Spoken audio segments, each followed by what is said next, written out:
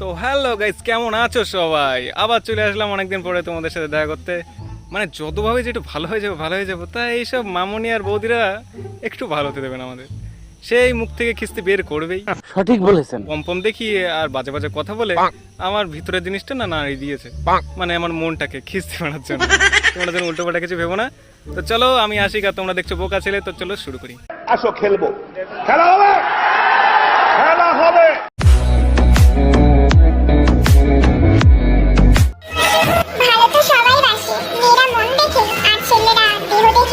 अभी बदत है भाई, अभी बदत है। अभी तूने गाड़ में उंगली किया ना, अभी बदत है। ও তাই নাকি?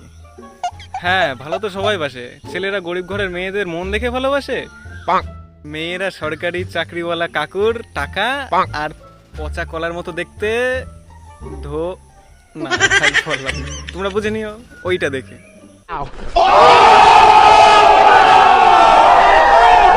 আজ আমরা বিচি খাবো সবাই মিলে, আমার তো বিচি খেতে সেই লাগে।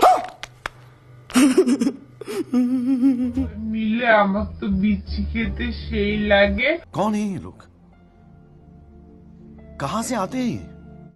এতদিন জানতাম মানুষ বিড়িখোর, গাঁজাখোর, গুঁড়োখোর এইসব কিছু হয়, সঠিক বলেছেন।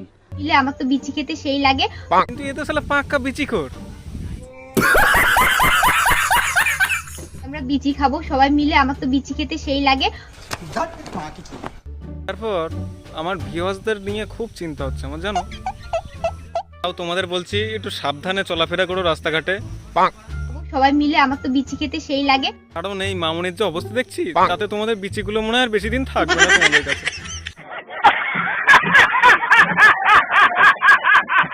আমাকে ক্যারেক্টারলেস বলা মেয়েটা কালকে রাত্রে বেলায় পাট খেতে ধরা পড়েছে। শোনা গো, আমার খুব কষ্ট যে বলো। ছি ছি ছি, কি বাজে ব্যাপার, এরকম অবস্থা। কিন্তু এক সেকেন্ড, মামুনি তুমি কিভাবে জানলে যে ও পাট খেতে ধরা পড়েছে? সঠিক বলেছেন। কালকে রাত্রে বেলায় পাট খেতে ধরা পড়েছে। নাকি মামুনি তুমিও কি ছেলেদের সাথে ওই পাট খেতে ছোঁয়াছুঁই খেলছিলে? শুধু ভাত কাপড় দায়িত্ব নিলেই হয় না, রাতে লাগানোর দায়িত্বও নিতে হয়। কেন বৌদি, দাদা কি আর লাগাতে পারছে না? শোনা গো, আমার কোনো চিন্তা নেই তোমার বৌদি, আমরা আছি তো। কাপড় দায়িত্ব নিলেই হয় না, রাতে লাগানোর দায়িত্বও নিতে হয়। দাদা না হয় ভাত খাওয়ার দায়িত্বটা নিয়েছে, আমরা না হয় বাকি দায়িত্বটা নিয়ে নেবো। কোনো চিন্তা নেই তোমার, আই মিন লাগানোর দায়িত্ব।